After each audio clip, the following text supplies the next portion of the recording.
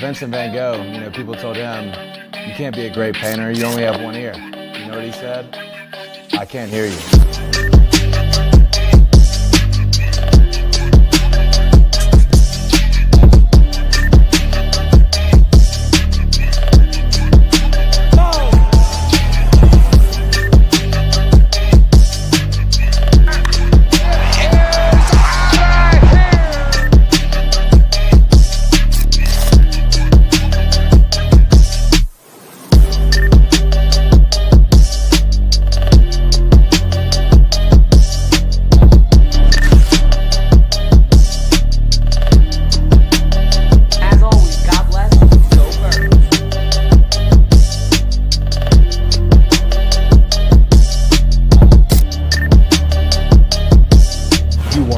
Listening to Sippin' Sports, a Phillies sports talk morning show with Chris, KJ, and Dalt. Proudly powered by 302 Birds. Let's take it to the show. Good morning, ladies and gentlemen. Happy Saturday. Welcome to another episode, the Season 3 premiere of Sippin' Sports. Get your coffee, get your OJ, get your vodka if you're Chaos Chris. No, I'm kidding. Yeah. But it's going to be a great season. Chris can't be here today. He did tell us to let you guys say hello. Go Birds. He should be here next week. And we'll all be here for a little bit after that, I think. But KJ McCoy in the house. As you guys can see, he's already switched his colors up and looking good. How you feeling, Mac? Feeling great. Good Saturday morning. I mean, everything is busy, but I mean, doing a million things at once, but you know how that is. But yeah. I mean, we got a lot to talk about. I mean, there's a lot that's been spiraling in the Phillies sports world, and I can't wait to talk about it and start off the season with a bang. Starting off this season with a bang. Well, it all starts at a place that about a year ago, we were down there for spring training. I wish we were again this year, but like you said, I mean, just a lot going on in both of our lives. So I think we're going to have to skip a year. Stay tuned for maybe the NFL draft next year. That is on our radar. Pittsburgh, But, I mean, spring training's in full effect. Have you seen anything that you liked from the Phillies, Mac? Are you excited so far? I mean, their next game is today against the Tigers at 1. You know, I will show this one comment. Yeah, Friday, I stole your shirt. Yep, I stole it. But yeah, I'm excited. I know it's just spring training. I know we tied the Yankees in that game recently. We played. I didn't see the game yesterday. The problem is with the games now, you can't really. They're not showing them really on TV, which sucks. So you got to really go on the Phillies website sometimes, and they're showing them on there. So it's kind of annoying because all this, like, you got to go to a certain place, you got to figure out where the heck it's at. But that's what it is all about spring training. But when it comes to regular season, when like baseball's in full swing, when we're back at Citizens Bank Park, we won't have to worry about that, thank God. So, but yeah, I mean, I like seeing. I saw that Harper came back to the lineup. I didn't see what he did yet. So somebody in the comments will probably tell me how he did. But yeah, I mean, I think they played the Red Sox yesterday. I don't know if they won. Yep, so, they did win. They did win. Okay, cool. All right, they did. Yeah, win. I think it was 7-5. They beat the Red Sox. And I know Carson DiMartini, the one note that I had, because I looked it up last night, I wasn't doing shit. So I just had time to look up the highlights. Carson DiMartini, I think that they drafted the kid in the 3rd or 4th round. He's playing like a first rounder. Kid had a 2-run bomb. And I think he's like batting like .250. Yeah, see, Really? I had to think about it for a second. Dutchy doing math. But he's hitting 25% of the time.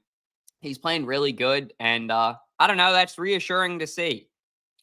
Yeah, no, and I know the pitcher Luzardo was apparently doing pretty good as well, from what I heard. So I mean, somebody I know our buddy Rome was came up with a nickname for him. What was it? Lizardo or something like that, like Lizardo or something like that, like Lizard Man or something like that.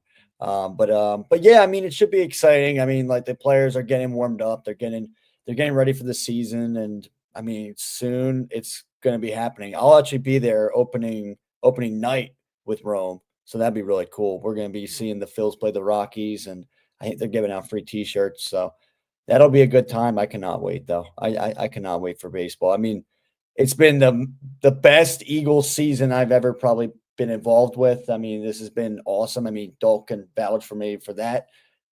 But I mean, for the Phillies, though, I mean, they're the second team that can really make us have a chance to make us happy, because obviously the Sixers aren't making us happy. The Flyers aren't making us happy either. I mean, not really expecting from them too much. So the Phillies are pretty much the second team, and they're the other hope that we can maybe have to maybe a championship. So we'll see what happens. I mean, but they got to fix a lot of things, and they got to maybe make some moves, which they could. I mean, I've been hearing some rumors. So Yeah. I mean, it just feels like the Phillies, until they get to that point of making it deeper in the playoffs, none of us are really going to take them seriously.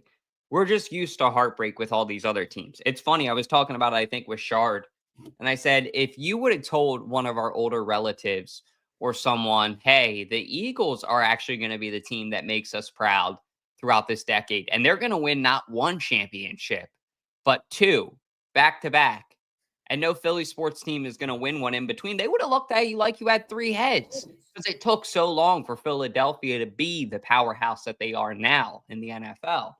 But I mean, spring training baseball is like a first date. You're feeling things out, testing chemistry. Sometimes you get drilled in the shoulder like Bryce Harper yesterday. That had to be not a lot of fun. But he'll be okay. He's as tough as they come. Like I mentioned, Carson DiMartini, fourth round pick, swinging like a first rounder. He had a 2-run bomb against the Red Sox. Phillies maybe found somebody special in him. I think he's a shortstop too. I apologize. Like I always say, I'm sitting in a green room with the who, Eagles. Crawford? You talking about Crawford? With all four teams, huh? You talking about Crawford? Is that who you're talking about? Oh, DiMartini. I'm pretty sure Oh, he's shortstop. But yeah. yeah, Phillies got the matchup today against the Tigers. I believe that's in Lakeland too. So hopefully the Phillies will turn it on and just get momentum going. I've realized with this team that they're never going to be hot throughout the whole year. And even when they are, that may not be a good thing. Like I would rather take a Phillies team with adversity going into the playoffs than a Phillies team like last year that had a phenomenal record, took a break, and then got bumped by the Mutts first round. The Mutts, yeah. Give me a Yeah, the team Mutts. with a little bit of seasoning. Sometimes losing builds character. And I'm not saying I want the Phillies to go out there and lose, don't get me wrong. But I'm saying if they do lose games and they're not in first place, like my mentality for the Phillies is simple. Just make it to the playoffs. Anything can happen once you make it to the playoffs. So whether they're the 1 seed or whether they're the last seed in the wild card or whatever they call it, I'm not going to be concerned, because either way, I'm going to be the same emotional investment with the Phillies. It's not like the Eagles where, okay, we lost to the Bucks. The Eagles made us proud. Like they had this insane regular season. And then even going into the playoffs, some people were still skeptical and like, I'll believe it when I see it. All the way through the Super Bowl. And they did it. They won. And now nobody can say anything. The Yeah. Phillies need to follow that blueprint. They need to follow that game plan. They need to say, okay, let's focus on one thing, the one thing we can control, which is us, this team, this locker room. We can't control what all the other MLB teams are doing. We can control what we're doing in this locker room every single day. And it's all got to start with Bryce. But I think if Bryce Harper can set that tone, it's going to take a lot of the stress away. Don't worry about the media. Don't worry about the outside MLB. Just worry about the game and the task at hand and your locker room. And I think if you do that, you'll make out well. I think they were trying to take an elephant in one bite last round in the playoffs. Like they knew how close they got. They were frustrated what happened with the Diamondbacks the year before. And, they fell flat on their face first round. Right. Albert Einstein has a quote that I really like, and I'll end with this. It's, I failed my way to success. And sometimes in sports, you got to do that. Jalen Hurts did. So I really hope that the Phillies can follow that same blueprint. Yeah, and I mean the Phillies have. I mean they lost the World Series in 2022, and then losing to a really young Diamondbacks team in the NLCS, I believe. Yeah, the NLCS. So that was disappointing for sure. And then obviously this year losing to the Mets. So I mean the Phillies have had failures. I mean they've had battle scars. So I think with the Phillies though, there wasn't enough moves to really feel like, you know what, you can make that jump and you can make that, I guess you could say, like, competitive, getting back to that competitive edge that they had. Hopefully they still can, and I think they will. So, but it just really depends on what they can actually make happen. Yeah, they need to step up. They need Yeah. to do something Yeah. different. Someone else who needs to do something different, who needs to step up, because Jimmy Buckets, very fitting he comes back to Philly tonight now that Embiid's out for the season, right? I mean, what's your Yeah. thoughts on this whole situation? Oh my God, it is a situation. It really is. Yeah, Joel Embiid is out for the yeah, that's a perfect word to put it like that. It really is. I'm gonna start saying I'm that from trying to now on. clean up how much I curse just out of respect for our fans. No, I But I mean, know some of I our don't fans curse do that love much. when we curse. And yeah, that word sums it You up perfectly because you the know I Sixers are don't curse that Turkish. much, but that actually might be like my my pass for it now. I might have to use that because with how bad the Sixers are playing right now, with how bad the situation is happening or situation, I think it's just so frustrating. It really is. As a huge basketball fan, it really is just frustrating because, like, I want to see this team be somewhat productive, and they're not even that. They're not even that. And it's just sad. It's very sad. But yeah, it's good that Paul George has stopped podcasting because honestly, we need we need him, man. We need him to be the Paul George that we paid for, the Paul George that we expected to help out Tyrese Maxey, to fit in, come into this situation and work with Coach Nick Nurse and really try and help this team. And not a guy that starts doing podcasts with like special guests and whatever. Like, I know we're podcasters, but yeah, I mean, like, here's the thing. We aren't NBA players. They are. So he's doing that, and that's a difference. So they're like, people are like probably like, oh, you're being a hypocrite. Well, no, we're not getting paid millions of dollars to play basketball. Heck, I wish I was. Heck, I wish I was 6'5". Hopefully go to the NBA or something like that. But I'm not. I'm freaking 5'8". So 5'8". So I mean, that's the problem. But yeah, I mean, with Paul George, it just seems like with him, I mean, he seems more focused without this podcast. And let's see if he actually stays on his word. Let's really see if he stays on this word. I mean, you got a hot Warriors team coming into Philly. Steph Curry, I mean, he just scored 57 points a couple days ago. So that was pretty impressive to see that. But yeah, he's going to want to come out here in Philly and go off for sure. And Jimmy Butler's going to want to go off on Philly for sure. And I know we don't have Tobias Harris anymore, but he's going to probably be saying some stuff like, Tobias Harris over me, Tobias Harris over me. So he's doing pretty good in Golden State from what I've heard. So we'll see what happens. But they've been on a 9-game losing streak. I can't even keep track anymore because it just makes me It's insane. up there now. It It's might up even there, be though. 10. It might be 10. But you're right. I like that you brought that up. Tobias Harris catching strays for no reason. That will definitely happen tonight. Apparently, Jimmy Butler's in some sort of litigation too. If you guys check it out, there's a lawsuit right now going on for like 250 grand. Apparently, the home that he lived in Miami that he's moving out of, he owed them 2 months rent and he had all this property damage. So you guys can go do a little bit more research on that story if you want. But Jimmy Butler's got a lot of stress going on right now in his personal life. He's going to need an outlet to take out that stress. And tonight is unfortunately going to be that. You had Fratty texting in the main group chat. I was cracking up. Dalton, I predict Curry drops 40 points tonight. Jimmy Butler at least over 25. I actually would take that to the bank and run with it. I don't know if I would do Curry over 40, but I would do Curry over 30 and Butler over 25. I would actually take that to the bank and make that bet. That's a good bet. Because this team is dilapidated. This team has lost all hope. And yesterday, basically, they threw the final ring in the basket when it's literally like breaking up with someone on New Year's, but still buying a Valentine's Day gift. That's what they did with Embiid. Embiid's like, yeah, I know it's February. Yeah, I know that I promised you guys that I was going to rest the whole season so that I would be healthy for the playoffs. But I don't think I'm going to play the rest of the year. Let's throw the hat in the ring. It's over. Yeah. It's like, what? What the hell? As Sixers fans, that was everything we were just told and nothing. You got Paul George, who KJ pointed out. He's a podcaster first. He's a hooper second. The man is dropping more podcast episodes than points. It's pathetic and soft. I mean, somebody needs to step up and tell him. Should have told him months ago, as I pointed out on 302 Birds main show. This should have been a conversation months ago. And, Nick Nurse. He's too soft.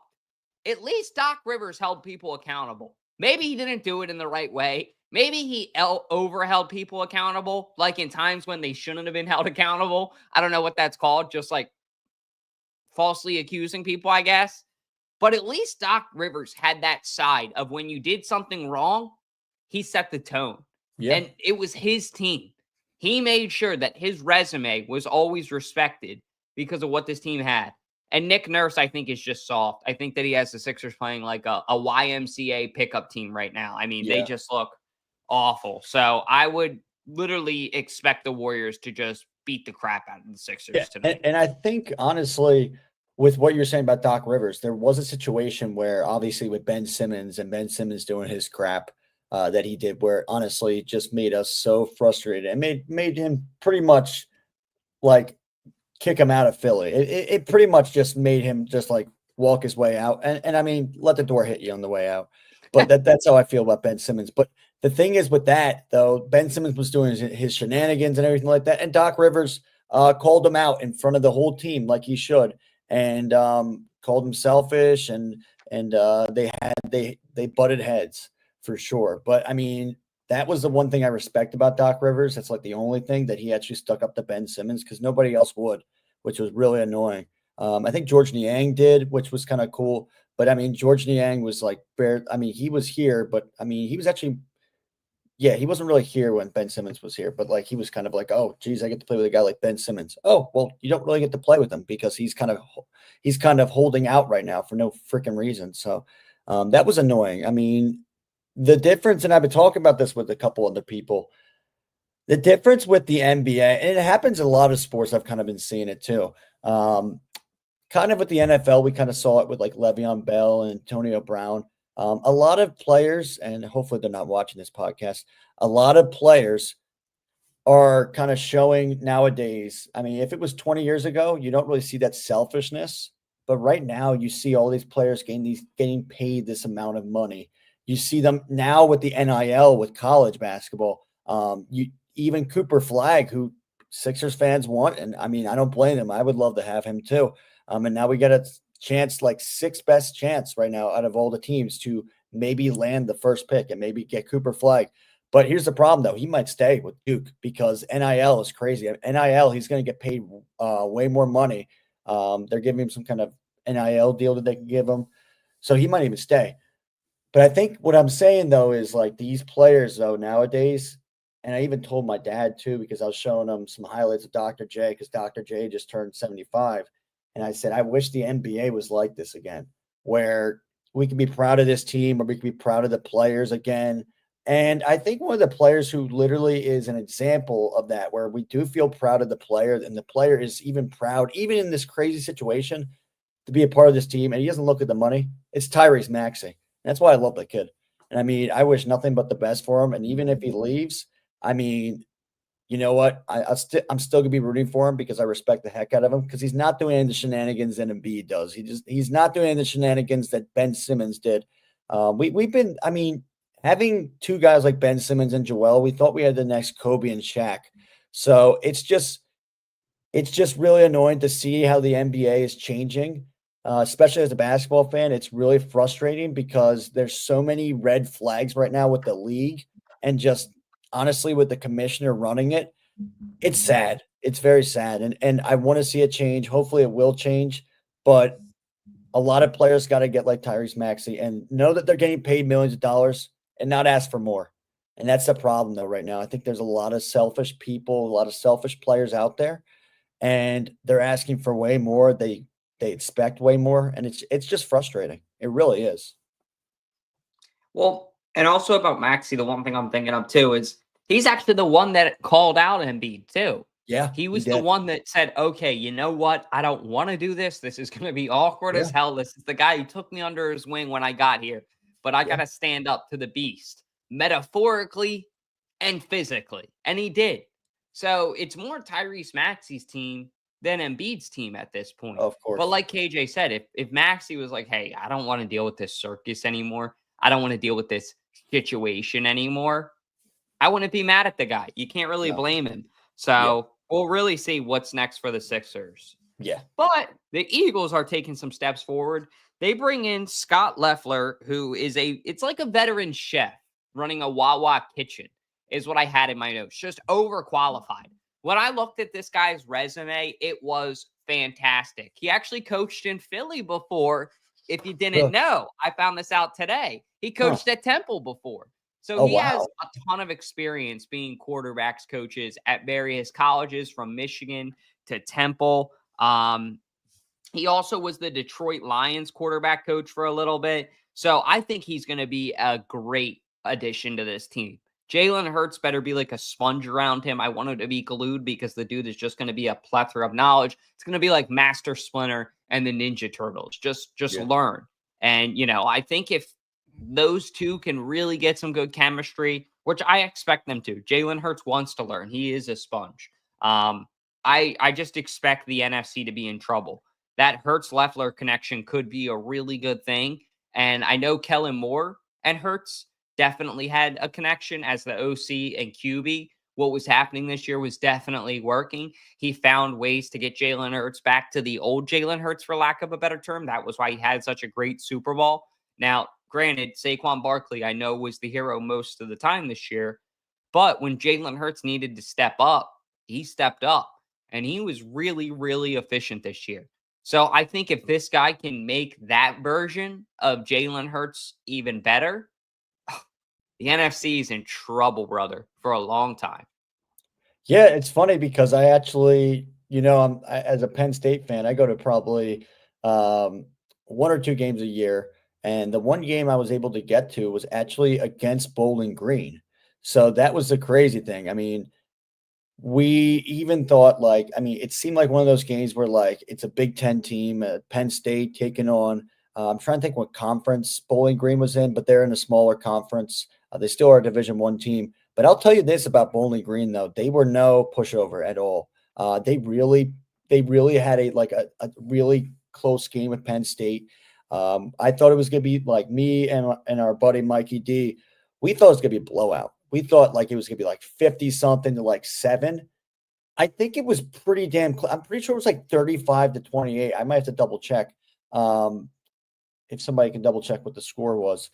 But it was, I'll tell you this, they played with a lot of intensity. Their quarterback was pretty decent. I remember the one thing that I remember about that offense was they had this running back that kind of reminded me a lot of LeGarrette Blount. He was a big power back, and he was explosive as heck. So he was actually given the Penn State defense, which, the Penn State defense was one of the best in the Big Ten, one of the best in college football, because you got guys like Abdul Carter and Sutton as well. So guys like that going against this other running back, at Bowling Green, it was really surprising to see how they were really keeping it up with Penn State. So it's funny. I think it was 34-27 too. If you're looking for the score you said for Bowling Green, Penn State. Yep. So wow, it's pretty close then. It was around that score. Okay, because I said 35-27 or something like that. I forget. I think I said something like that. Go back in the tape or something. We'll go back later. But wow, okay. So yeah, no, as you can see, that's a close game. So for a team like Bowling Green to go to a place like Penn State, at one of the most exciting, threatening stadiums, in Happy Valley. So that's the crazy thing. So I think it'll be a good addition. I think it's great that this coach was a coach, a QB's coach for Temple. I feel like that's going to be interesting as well. I think he knows the expectations for playing at the Link. It's a little different though with going to Temple games than Eagles games. There's way more fans at Eagles games, and there's way more excitement, and there's way more winning football than at Temple games. So yeah, it's gonna be if he's already been in the NFL, which you already said he was with the Lions, which kind of makes sense too, because Kellen Moore was with the Lions as well. He was there as a player, and he was there as I think he was there as a QB's coach as well, maybe offensive coordinator. I don't remember exactly, but he was with the staff as well. So that should be interesting. Let's see what he can do. I think it should be a good transition. I think that him and Hurts will actually work together. But it's some big shoes to fill. It really is, because you just came off a Super Bowl winning. You just won the freaking Super Bowl. I can't speak right now. In 59. So I mean, that's some big shoes to fill. And let's see if he's ready to make the transition back to the NFL. I mean, I know you were at the Lions. Now you got a team that's a Super Bowl contending team. I mean, they just came off the Super Bowl. So let's see what he can do. Yeah, the last thing I'll say is it's a quietly huge move for the Eagles. I think a lot of teams aren't realizing how good this could be. He's a developed, experienced coach who's been around successful programs. Jalen Hurts is now a developed, experienced QB who's also been around experienced programs, and the two of them are just going to be combining their knowledge for the betterment of this team next year. You could see an all-time Jalen Hurts year next year. Like, I know Saquon Barkley is still going to be Saquon Barkley, don't get me wrong, but you could see an all-time Jalen Hurts year next year. All right, so some of the biggest rumblings coming out of the combine are, oh, Myles Garrett this, Myles Garrett that. We're going to talk about that here in a second. There's also some other rumblings coming out of 302 Birds made by your boy, and it actually maybe got a little bit more legit, as Abdul Carter potentially was going to move down in the draft because of a surgery. Now the doctors have came out and said, hey, we would advise for you probably not to get that surgery. So it looks like he should still work out in Penn State's pro day later this month. And it also looks like he should still go in the draft. But because of that concern, I bet you he may not be a top 5 pick anymore. I know that sounds crazy at first, but I could see him slip into 5 to 10 now.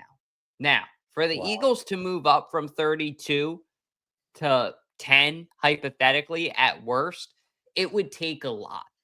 Like, teams aren't going to want to trade with the Eagles, number one, because they're the Eagles. Number two, they just won the Super Bowl. So a lot of teams, especially in the NFC, are not going to want to give the Eagles more capital to work with. So I'm actually kind of on the Myles Garrett train. I think that if you add him on this offense, it's almost like adding a cheat code. It's already a great defense, already one of the best defenses we've ever seen. Some people are comparing it to Seattle's defense in 2013 with the Legion of Boom. But if you bring in Myles Garrett, oh my God, the dude's built like freaking Thanos. So it's like that defensive line could go down in the best defensive line in history. And I actually think, hear me out, if Myles Garrett comes here, it makes even more sense for somebody like Brandon Graham to come back next year on a little bit of a pay cut. The reason I say that is you got an even better chance at a ring. You got an even better chance to have a great year because you don't got to have your foot on the gas pedal the whole time. You have somebody like Myles Garrett who's going to be playing the majority of downs. But I just feel like if Howie Roseman is not afraid to shake things up, it's going to take some young players. It's going to take some picks. But if he is not afraid to make that move, which we've heard from the rumors he's not, Myles Garrett could be coming home in midnight green. You're going to look very good in midnight green. I know you met the guy before, so I did. You have some experience with that. I've met both Brandon Graham and Myles Garrett. I met Brandon Graham this week, so that was kind of really cool. I thanked him for the Super Bowl. But yeah, when I met Myles Garrett, I mean, I'll tell you this, a lot of players, and I made a video on my TikTok about this, a lot of players were kind of going back to the locker room. He was one of the only players from the Browns that was actually like talking to some of the fans, and like he probably talked to me for the longest, which was really cool. And we just talked about like life and football and everything like that. Really down-to-earth guy. But I'll tell you this, though, I mean, he is a Hall of Fame talent as well. He is a crazy talent. I mean, he's very threatening as a player, and he honestly causes problems to offenses, which is great, because we were just saying how our defense is already kind of like how Legion of Boom was. I think maybe, honestly, in my opinion, I think even better than the Legion of Boom. I think we got a little bit more talent than they ever had. So that's the one thing. But Jalen Carter, Jordan Davis, Myles Garrett, and probably most likely Nolan Smith. Those are your 4 front guys. I'll take that, man. I'll take that any day. I mean, that's an intriguing defense. I mean, that is a threatening defense for sure. And Vic Fangio, I think Vic Fangio will really get along with Myles Garrett. That would be really interesting to see those guys really kind of cook it up in the kitchen. So that'll be really cool. So I think Myles Garrett, I hope, and if anyone could get a trade to happen, a crazy trade where you're like scratching your head, like, how the heck did the Eagles just do that? It's Howie Roseman. I mean, he did it already with A.J. Brown. Everyone's like, how the heck did we get A.J. Brown? Well, Howie Roseman pulled some strings, and he can do it with Myles Garrett. I really do believe that if there's one GM that can really pull this off, it's Howie Roseman. So I would love to see Myles Garrett back on the Eagles. And hopefully, like, if I'm at another, like, practice or something and I see him, I mean, like, it'll be super cool. And, like, I'll show him the photo, and then it'll be like, oh, yo, I remember who you were. And, like, it'll be a really cool moment, hopefully. So he seems like that kind of guy, though. He's not one of those guys that, like, looks above people. But he really wants to play meaningful football. It's not like I'm saying, like, oh, he's not like he's selfish or anything like that. He's not really being selfish with the Browns thing. I mean, the Browns are they were kind of going up a little bit when they had Baker Mayfield. And then Baker left. So, I mean, like, the franchise was going up. I mean, they're making the playoffs and making the postseason, but not enough for Myles Garrett to actually be like, you know what, though? I believe in this team. I believe in this franchise. And I don't blame him. I really don't blame him, because they made some decisions like keeping Deshaun Watson, and then Watson got hurt. So I think with Myles Garrett coming to a contender like Philly, I mean, he seemed like he liked the fans. And I mean, it seemed like he could totally fit in here. I think it would be one of the greatest defenses of all time. If you add Myles Garrett, I think it could be one of the greatest, like, defenses of all time, maybe top 3. I think it would be that good. So I think you got to get on the phones. You got to get ready. And I think something's going to happen. I think either we get Myles Garrett or we get Abdul Carter, and I'll be happy with either or, because, you know, as a big Penn State fan, I would love to see Abdul Carter here, but I think more realistic, I think it would be getting Myles Garrett. I think we can honestly give them some draft picks, maybe give them a player, not that good of a player, not like a big player like A.J. Brown, obviously. But I think we could give them a player where they'll be like, okay, you know what? We can make a deal. Because the Browns GM just recently came out and said, we're not moving Garrett. We know that he's frustrated. We know that he seems like he wants to leave. We're not doing that anyway. So we've heard that from GMs. We've heard GMs say, like, hey, we're not trading them. We're not doing that. And then boom, like a week later, there's a trade that happens. And you're like, yep, it happened. So hopefully Howie gets the business. And I think he wants to add one more piece to this already threatening, insane defense. So I'm pumped. I'm excited. I think it's going to happen, Dole. I think so. I got a good feeling too. I feel like Howie understands that their window is the next 2 years for the Eagles. Like, they experienced it in 2017, the year after, when Alshon Jeffrey dropped that pass from Nick Foles. A lot of people said that if the Eagles would have went, I believe, to play the Rams that year, they would have beat the Rams and Jared Goff, and they probably would have went to the Super Bowl and beat the Patriots that year, because the Super Bowl was dog shit that year. If you guys don't remember, it was awful. There was no scoring. It was not entertaining football. Horrible product. And that's sometimes what it is. Sometimes it's just defensive football. But Howie, I think, watched all that from a firsthand POV, and he saw, okay, this is what it's like to be that close again a year after, and then a year not after, and then suck completely the year after. Like, he's been through the cycle now. So he, I think, understands, okay, this is a business. It's not a relationship. It's a business. First off, we need to separate the two. And as much as I may love some of these players, I need to understand that if I can level up by bringing somebody in like Myles Garrett, it's worth getting rid of somebody like Sidney Brown or somebody, I hate to say it, like Nakobe Dean, somebody like that, where they're younger and they're a good player. I want to give respect where respect is due. But like the Browns aren't just going to say, hey, here's Myles Garrett, take him, even for 2 first-round picks. Hey, here's Myles Garrett, they know what they have with him. So if you're going to make a trade, you're going to have to make a trade. You're going to have to give them some sort of capital. Personally, I would probably vote to get rid of one of the safeties. You have a lot of depth at safety. This draft has a lot of depth at safety. And I just feel good about where they're at in the safety position. Yeah. They also brought in that dude from the Vikings. I'm drawing a blank on his name. He played with all the guys at Georgia. Louis Cine. Yeah, we didn't really see him play too much this year, I don't think. He's a good player. You'll see him next year. Mark my word. He'll kind of be a similar role like Isaiah Rodgers, where we didn't see him that one year. We didn't really know what he was going to be. And then last year he broke out. He became a really solid player. So I think that Sign, however you say it, I apologize. I'll figure it out after this. Yeah. He's going to be a stud for the Eagles as well. It could be a sleeper. So if there's that where it's like, okay, man, I don't want to get rid of this player because he won a Super Bowl. Like, guys, he won a Super Bowl with us. He's good. Like, he'll always remember that Super Bowl. We achieved something great. Now it's about us. It's about Philadelphia. It's about the city. It's about business. It's about figuring out how do we bring another championship back. I'm not saying be selfish. I'm just saying be smart. Be smart about the way you spend, because every dollar counts more now than ever. Because one of the hardest things to do is win a championship after you've won one again. Like, it's really difficult because you're going to have to go against the Commanders next year. You're going to have to go against the Chiefs next year.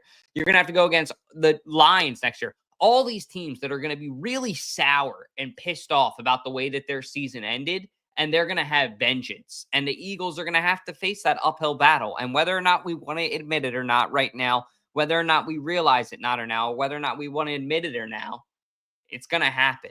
So they're going to have some very important, vital decisions to make for the stay or go in this free agency for our Philadelphia Eagles.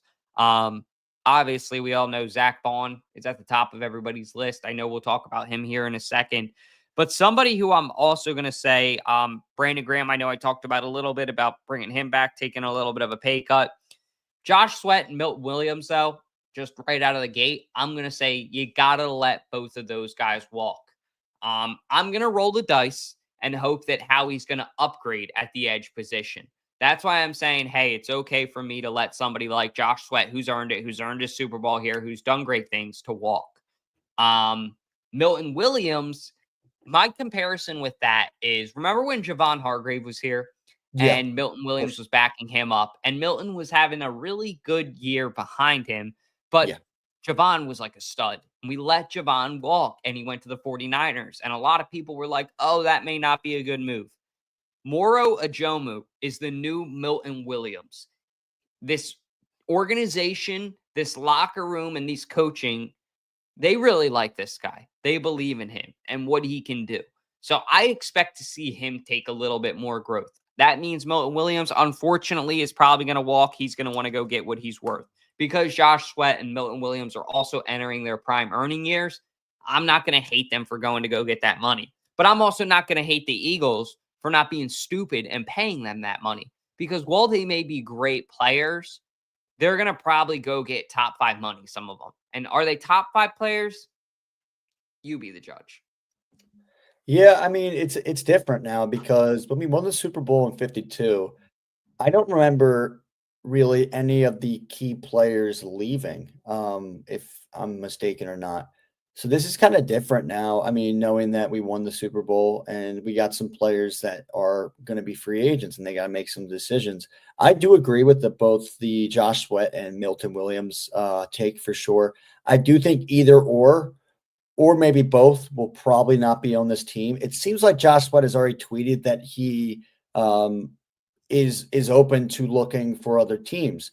It's not a shot at the Eagles. It's just probably because he knows that he's not going to get the contract that he thinks he deserves. He's a great player for sure, but he could probably go somewhere else maybe and go get the money that he thinks that he deserves. With Milton Williams, I think someone was saying that, I mean, he is from Texas. Someone was saying that maybe he would go to another NFC East team.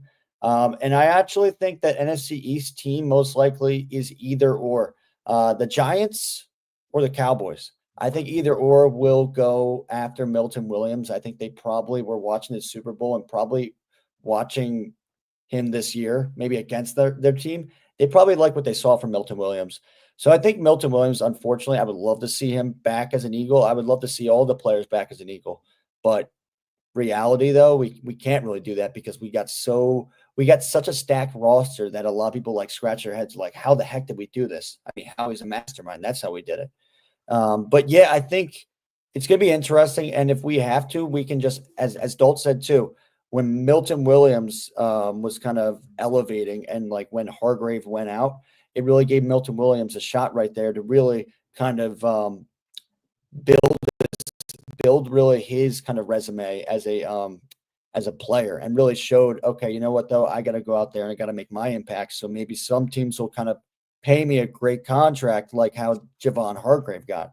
So I think that's what's going to probably happen. Zach Bond, I think Zach Bond, if I could see any player maybe taking a pay cut, I'd probably say it's Zach Bond. I think he really likes playing in this system with Vic Fangio. I think he really enjoys being here in Philly. So I think if anything, I know there's like rumors of him going to like the Niners or something like that. I don't know. I think the guy's probably going to stay. I think if anything, I think you see him stay. I think with Isaiah Rodgers, I think you can probably get another maybe like a 2-year deal with him as well. I think that's fine. And then I think with Mekhi Becton, I think the guy, obviously, you saw the emotion from him. You saw his journey that he went through with the Jets getting picked at in the first round by them, not really having the greatest success with them, but then coming to a situation like in Philly and really kind of turning over his career. I think that's really something that a lot of teams could be like, okay, you know what though? I want to take a chance on Mekhi Becton. I maybe want to go after a guy like him and maybe see if I can kind of insert him into our offensive line. Maybe it could be somebody like the Giants. But the problem is, though, the Giants have tried to insert players like that who have had those kind of seasons, who have been on great teams. Nate Solder is a good example. He was with the Patriots, and then he went to the Giants, and he fell flat on his head. So flat on his face. So I think with what this free agency in a couple weeks, I mean, this is going to be brewing. And it's going to be really interesting. I mean, like, get your popcorn out because it's going to be really intriguing and it's going to be interesting. I think the Eagles will make the right decisions, I feel like. And I trust in Howie that he will bring back the other players. And then also, it just seems like Vic Fangio has the intangibles for developing players already. And he's only been here for 1 year. So I think I trust in Vic Fangio. I trust in Howie to make the right moves. And I think it's going to be one of our most interesting most anticipated free agencies we've ever had in Eagles history. I think so. There's a lot of puzzles to solve for sure. And Howie Roseman has got to be the guy that solves them all. Is kind of the part that I know he has a great staff, but he's going to really be the one who orchestrates and draws up all of this. One thing is going to be always for sure, and I'll leave it at this with the defensive line. Philadelphia's defensive line is always going to be nasty. It's just in our DNA. It's been in our DNA since the 90s. Some things just never change. It's funny. I used to think about it as a kid. I was like, wow, the Eagles always have good defensive line players, and they always have good running backs. Throughout our whole lifetime, they've really always had a great running back. You look at, I guess, technically, Ricky Waters, 1998. I think he was technically still an Eagle. Then you move into the Brian Westbrook era. Then you move into the LaShawn McCoy era. Then you had Darren Sproles. LeGarrette Blount, I would still say, is a good running back. You didn't have like that top 5 running back those years, but then DeAndre Swift and now Saquon Barkley. Like, it's like nothing we've ever seen. So some teams just prioritize certain positions. However, I will say about the Zach Bond take, I'm going to disagree with you. I'll say I think that Zach Bond actually is going to demand a payday. Here's why. I remember seeing a clip of Howie Roseman and Zach Bond in the locker room, and I had this in my notes, of where Zach Bond basically said something along the lines of, "Did you expect me to play like this well when you signed me?" And Howie Roseman like just straight up owned it. And he's like, "No, I did not expect you to be playing this well." So I think because of that little friendly banter that they had, I just think Zach Bond's also in an important time in his career of where he's elevated himself. Now, he's not a special teams player anymore. He's a starting middle linebacker in the NFL, doing it at a high level. So I think he's going to want to get paid. I don't think he would go to a team like the Niners or like the Cowboys, but another team I could see if the Eagles don't give him that money, he could end up walking, similarly like TJ Edwards did a couple years ago when we all thought, hey, this is somebody that the Eagles should bring back. And then he walked and he ended up having a great year with the Bears. But Zach Bond's at the top of my list. I think that's obvious. I actually do think that Howie Roseman will give him his payday. And I think Mekhi Becton is also somebody that I could see taking a pay cut. I just think the way that you saw him react to that Super Bowl, as soon as I saw him cry, I said, pay cut. Like, I know it's messed up, but like when you see players get involved with their emotions like that, number one, I respect the hell out of that. Number two, that's awesome. You don't see that a lot out of any players in any sport. So when you show emotion, when you show that you care about a team and it's not just about the money, it's about the glory, that's a good thing. Not to mention, I think Mekhi Becton isn't going to feel like he owes anything to anyone, but I think he definitely respects Jeff Stoutland. He came to Philadelphia as kind of like, I don't want to say a broken toy, but Misfit Island. I mean, he was on the Jets, which is essentially Misfit Island, and they did not develop him the way that he should have been developed. And a lot of people were calling him a bust. He came to Philadelphia, and I remember Stoutland essentially said something of, hey, do you think you can try playing guard for a couple practices? And he's like, wait, you guys think I'm good enough to stay here and play? He's like, yeah, you have a chance at starting. He's like, wait, I have a chance at starting? And look at how well that turned out for the Eagles and for Becton. So I think Becton will be somebody that actually takes a little bit of a pay cut to stay here, which could be mutually beneficial for the Birds and for Becton. And if not, that's kind of the benefit to this Eagles coaching staff. Like, these guys are comfortable. They don't want to leave because this organization treats them well. They're paid well. They're fed well. They're happy and they're content. They don't want to go anywhere else. It's funny because you would think that, you know, some other team like the 49ers or like the Commanders or any team might be trying to steal Jeff Stoutland. Oh, wow, this is the best offensive line coach in the NFL. He took a rugby player and made him an all-pro. He took a bust and made him an all-pro. How can he not do it with our offensive linemen, all these first-round picks we have? But he's committed to the system of what the Eagles have built, and that is a beautiful, beautiful thing, my friends. The Eagles just winning is in their DNA, and I think everybody in that organization wants to be around winners, and dare I say, think that the Philadelphia Eagles are starting to build a dynasty. You guys could see another one of these. I basically worn this hat for a month straight. Like, I told myself this morning when I woke up and looked in the mirror, I'm like, all right, you got to wear a different hat on the podcast, Upcoming Dutch. Like, you got to start switching it up. Yeah. But I really just don't want to because I'm that excited about the direction that this team is headed. Yeah, I'm the same way with my Super Bowl champs hat. I mean, I was never a guy. This is my first ever rope hat I ever had in my life. Shout out to my guy, CJ Rome. He rocks rope hats like this all the time. And he's got me on the train thinking that these hats are awesome. And this is actually like probably my favorite hat I've ever owned. I love this hat to death. I mean, it's just like, there's just something about like winning this Super Bowl right here, because it's one of the last logos I feel like that's actually really cool to win as a Super Bowl, because I don't know if you guys have seen the Super Bowl logo for next year. Don't get me wrong, I want to win the Super Bowl, but I mean, it's not that exciting. I mean, it's all over the place. I don't really understand it at all. I don't know why they put multiple like crazy colors in there like a rainbow. It just kind of makes my eyes go crazy. But yeah, I mean, we're obviously proud. I mean, like, you can see, like, I honestly can't stop wearing Eagles gear. So like, this is like the one shirt I got. Like, I literally got like TJ Maxx and whatever. It's just like, whenever I see anything like Super Bowl, like I always get it. I've been getting it a bunch. I've got so much gear from the Super Bowl. It's crazy. But I mean, it's just something we just can't really let go. I mean, it's a good thing for us, and it's been the best. It was like the best 2 weeks of me and Dalt's life. I'll tell you that. I mean, every Philly sports fan, I think, is just happy, content with the way that this season has went, and just grateful, wholesome. It's very weird when Philly fans feel wholesome. I saw a meme about it. Like, we don't know what to do. There's no complaining to do this offseason. We're just supposed to be happy and watch the Phillies. The fuck is that? That doesn't sound fun. Like, wait, we're not allowed to complain? We're not allowed to get upset? We're not allowed to be skeptical of the team? You know what I mean? It's one of them. So we'll see how it goes.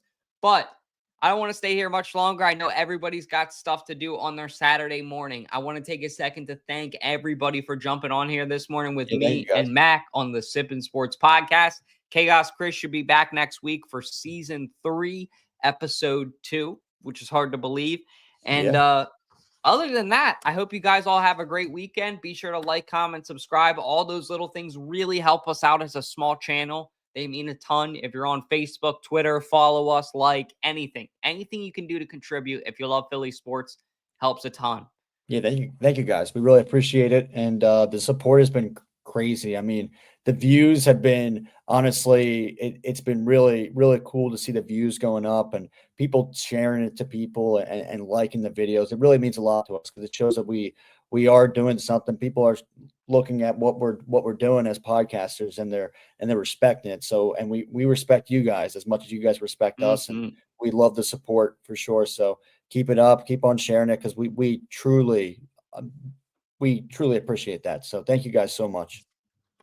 And if you guys are not doing anything tonight, I do think group therapy will be happening. I still got to catch up with KJ and Dennis about it. But group therapy is scheduled for around 10:30-ish tonight. If you guys aren't doing anything, Sixers post-game show.